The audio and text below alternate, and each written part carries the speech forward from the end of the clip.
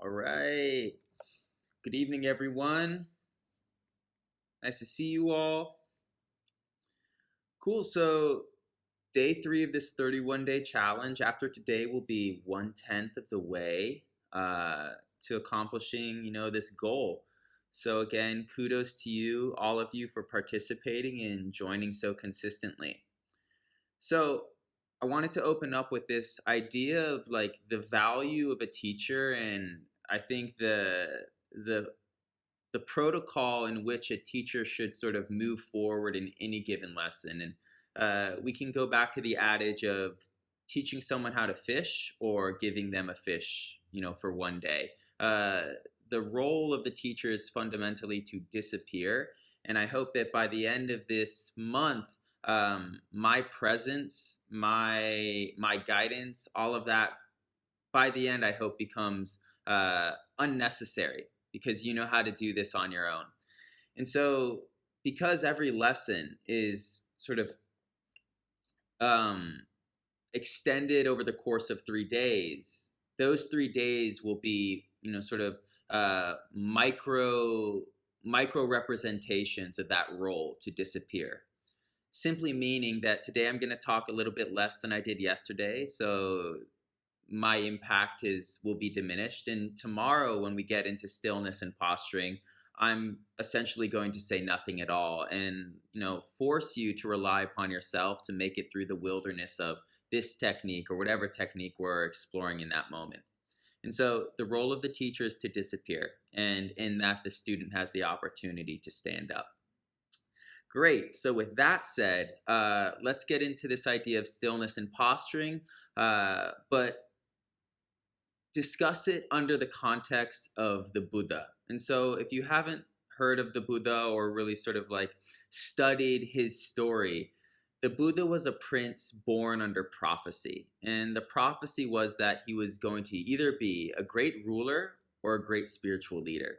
And his father, a king or a nobleman, wished that his son would follow in his footsteps and promised that he would do everything he possibly could to ensure that the young Buddha would become a great ruler.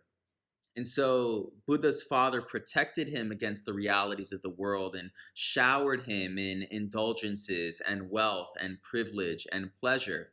So much so that the fable goes, until Buddha was a young man, he never experienced any degree of suffering, any degree of sorrow, any sense of lack, any bit of pain. He was sort of miraculously sheltered from this worldly truth. But eventually, one day arises and he walks out of the protection of his father's, utopia and sees a sick man, desperately sick. And the Buddha is shocked and confused, and it triggers him. And he asks his chariot driver, "What is this?" And the chariot driver says, "This is illness, Buddha." And Buddha, never seen it before, is stunned. And so then Buddha goes out the next day, and what he sees is an elderly person. And Buddha has been sheltered from the suffering of getting older. Same scenario unfolds. The Buddha asks his chariot driver, "What is this?" "This is age, Buddha. All people will be touched by age." And Buddha again is shocked. The next day arises and the Buddha sees a corpse. The Buddha's never seen anything dead before. "What is this?" "This is death. None can escape death. Not your father, not you." The Buddha again, the veil is lifted and he is stunned. On the fourth day, the Buddha exits the sanctuary of his father's design and sees a monk praying. And he asks the monk, what exactly is he doing? And the monk says he is learning to escape the effects and the sort of grip of suffering. And in that moment, the spiritual path of the Buddha is sparked, and the Buddha sneaks out the following day, leaving his wife, leaving his child, leaving the potential legacy of being a great ruler, and chooses on his own to resolve the question of human suffering. And so what this means is that whether you know it or not, whether the idea of suffering is an important part of your life or essentially meaningless because doesn't present itself to you in any significant way. The heart of spirituality is acknowledging that the human condition, as we've discussed, is clustered around dissatisfaction.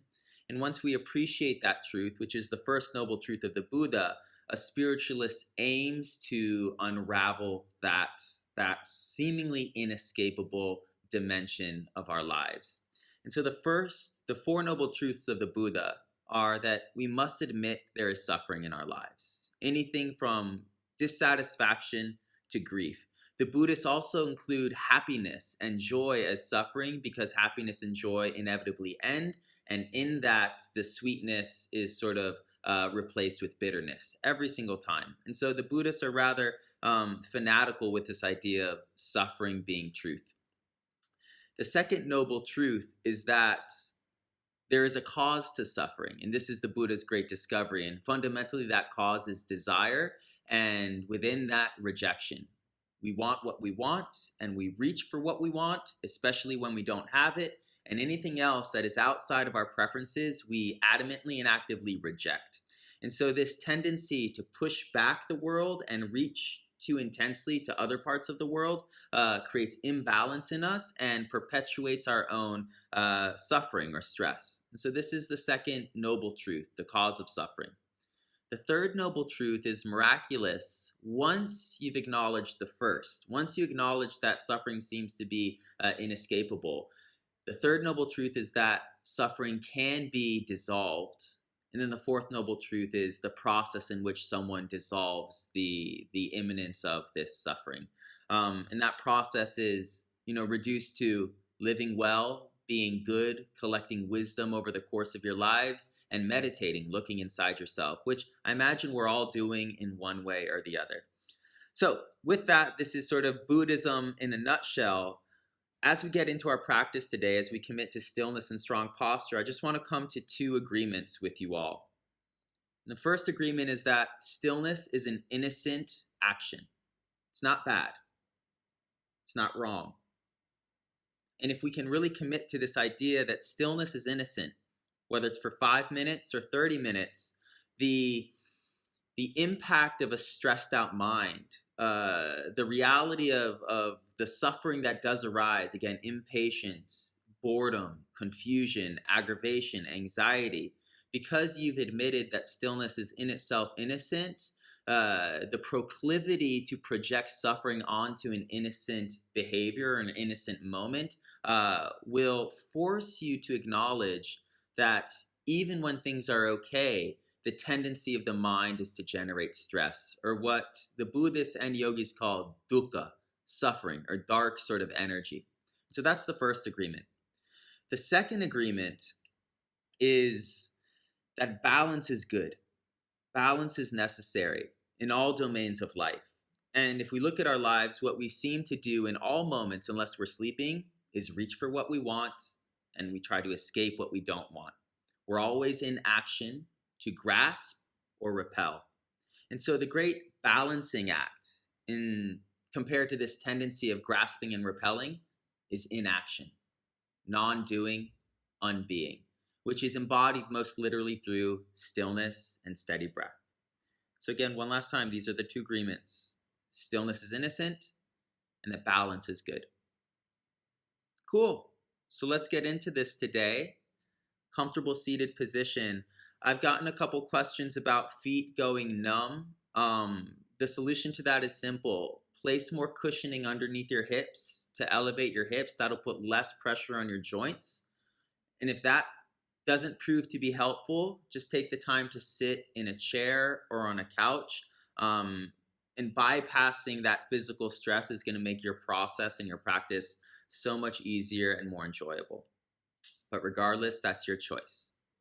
So let's get into these positions, either cross-legged or in a chair, and let's build our posture.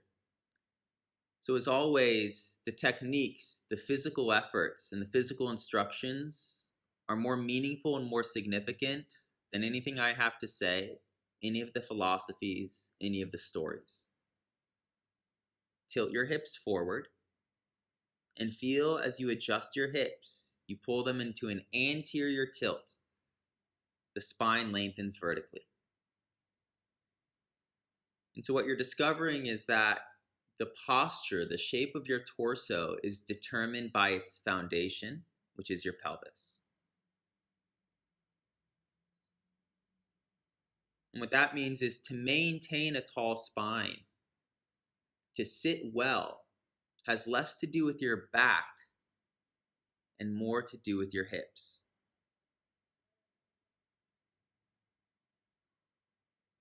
Now, if you're sitting cross-legged on the floor, rest your wrists on your knees and straighten your arms completely so there's zero bend in the elbows.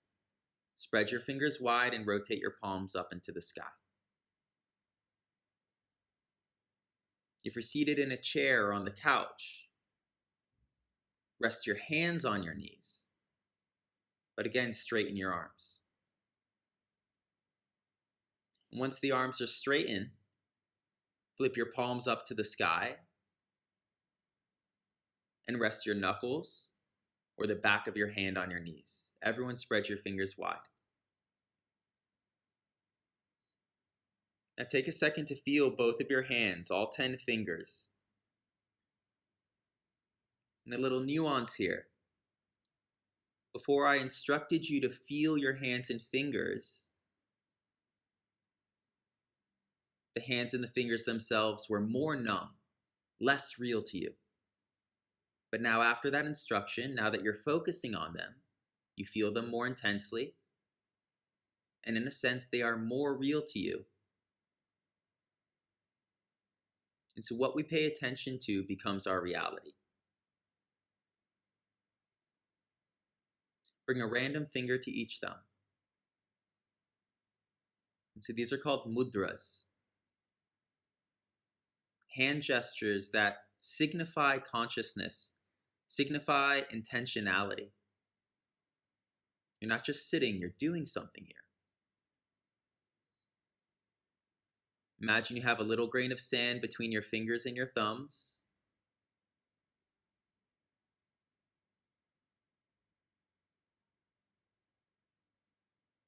Now drag your shoulder blades down your back, feel your chest broaden. And as the chest broadens, there's this surge of emotional confidence and mental alertness. Shut your jaw, press your tongue into the back of your 2 front teeth, and then tuck your chin in ever so slightly to decompress the base of your skull.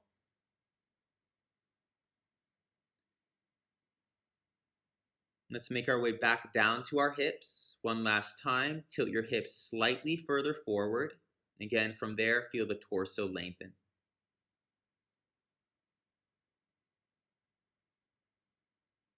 Now spend 1 minute here, committing to this posture.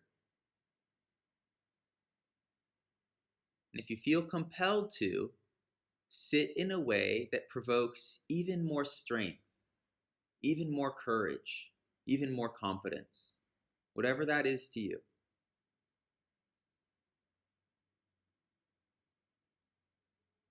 And as you either maintain this shape or reorganize your shape to provoke this confidence and this power, commit to it. This is how I will sit for the remainder of my meditation today.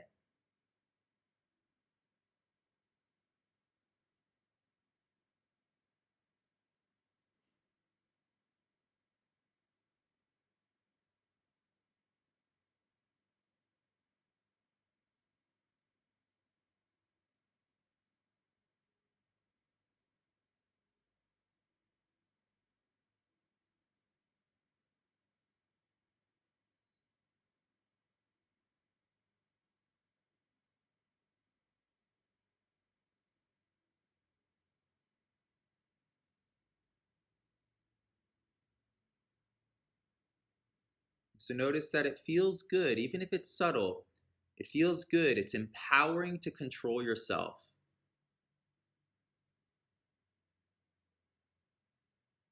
It proves to you second to second that you are autonomous. You are conscious and in command of what you are. But at the same time, this shape and holding this shape creates a little bit of stress, a little bit of doubt, a little bit of confusion. Why am I doing this? Do I really have to do this? Do I like this? And so these thoughts are sparking up because you're stressing your nerves. Your thoughts are being determined by an unconscious conversation within your body. And this is exactly the stress that the Buddhists discuss. This is dukkha. It's a mosquito in your ear.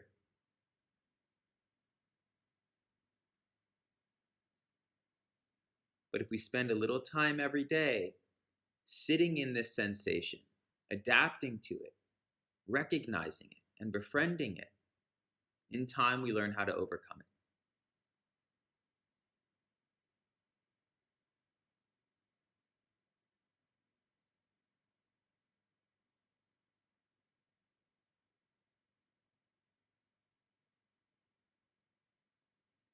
Now, if dukkha, if stress, if impatience, if boredom, if confusion becomes too overwhelming, if there's any pain in your body, pressure in your hips, itchiness on the skin, numbness in the legs, becomes too irritating, slow down your breath. A slow breath is the protocol to give yourself some time and some space to remember being still is innocent. It's not bad. It's not wrong. It's nothing worth resisting.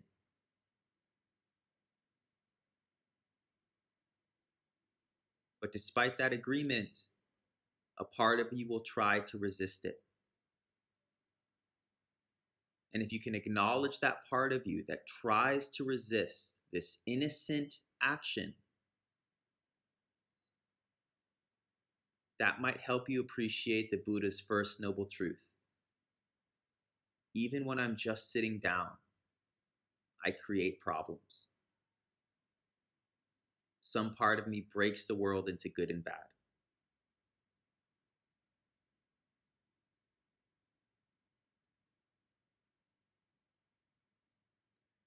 Let's initiate our practice formally together. Let's take a deep breath in.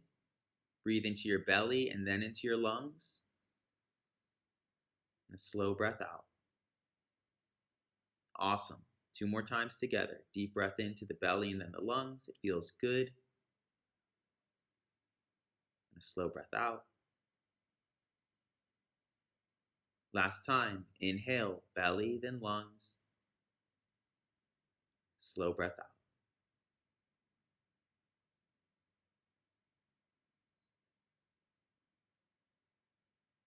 And so you're on your own for about 10 minutes. Stillness is innocent.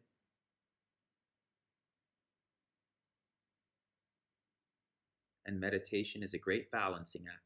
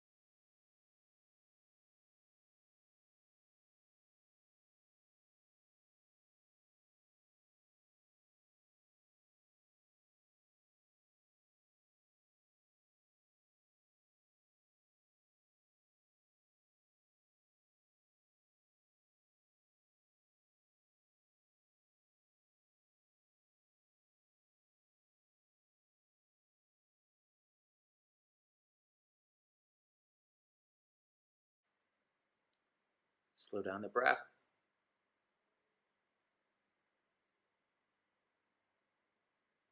Notice how the breath has this tendency to quicken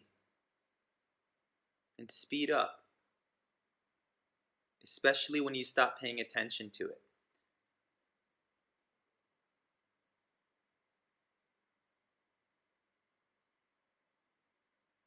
And this is evidence that our body, our physiology, is designed to be a little more anxious than peaceful. But the second you choose to slow it down, you are gifted with an increase in awareness, an increase in presence, and an increase in tranquility. So again, slow down the breath. And this is the foundation of a meditative practice.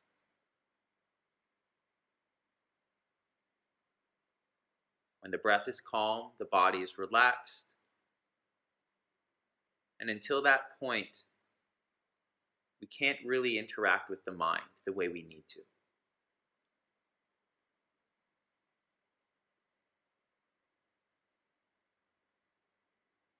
So I'd like you to notice how insatiable the mind is. It's always comparing, always thinking, escaping into the past, running into fantasies, comparing this moment to what it could be, looking into the future, worrying, hoping.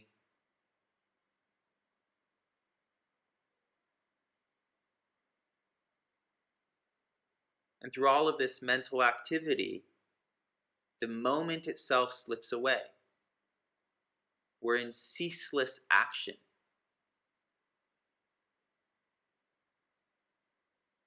And within that actioning, there is desire for that which we don't have, and there is rejection for what's occurring right now. Try to sense that.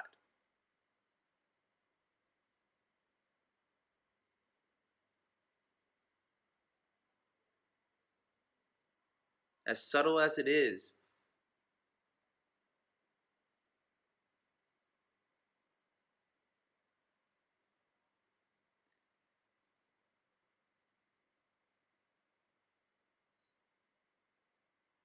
that is the suffering, the stress, the dukkha.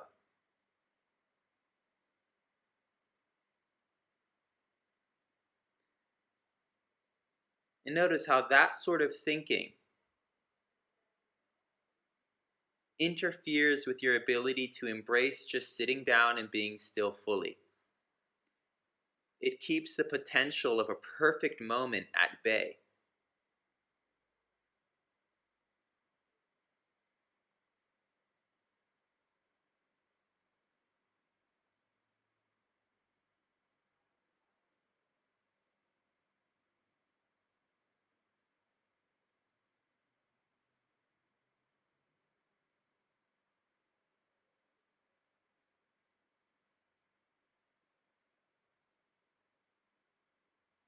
And so in the same way that yesterday we realized that stillness isn't passive,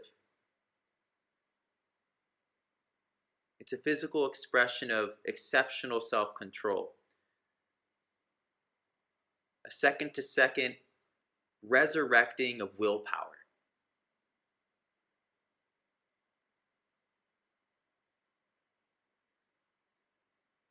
At this point, as you appreciate the complexity and dynamism of the mind, I hope you appreciate how dynamic meditation actually is. It's this incessant movement that meditators attempt to paralyze and restrain. And it's only until we take the time to commit to true stillness that we feel the gravity and the depth of this internal fluctuation. We do not yet have the muscle or the strength or the dexterity to command the mind in the way that yogis and meditators insist, but that's the practice.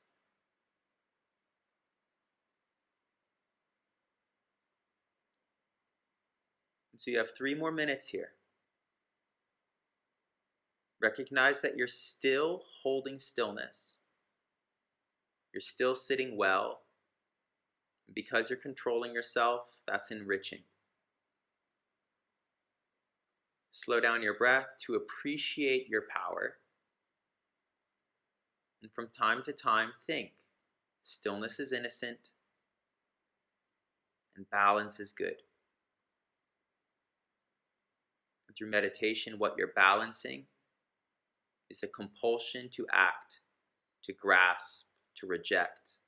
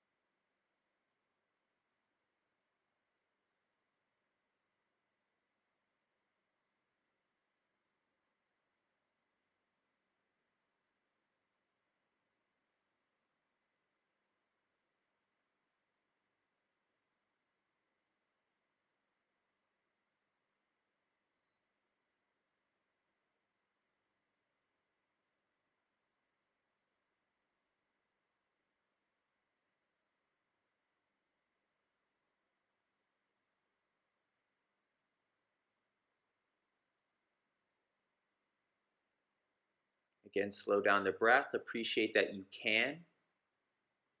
And again, appreciate, unbeknownst to you, the breath quickened.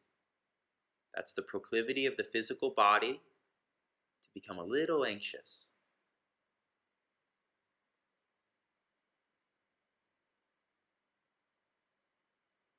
The saying goes, a fast mind is a sick mind.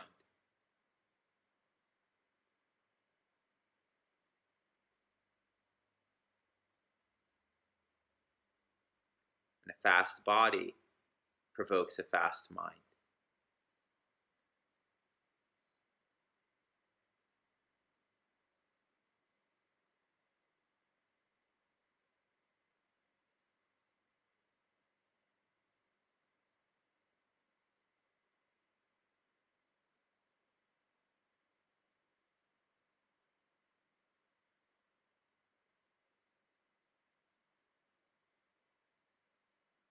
You're about to end your practice, so just repeat in your head, I'm about to stop meditating.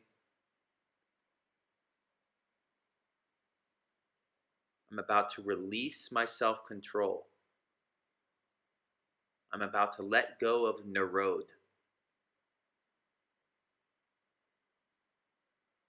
My mind's going to turn back on.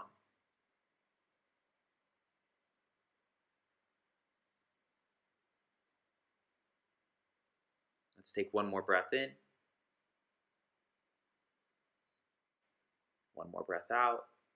Appreciate any sense of peace you've created for yourself. And with your next inhale, open your eyes and just repeat, I am no longer meditating. And in that, take a second to acknowledge where you just were, what you were just doing, and that it is different. It's different than where you are now.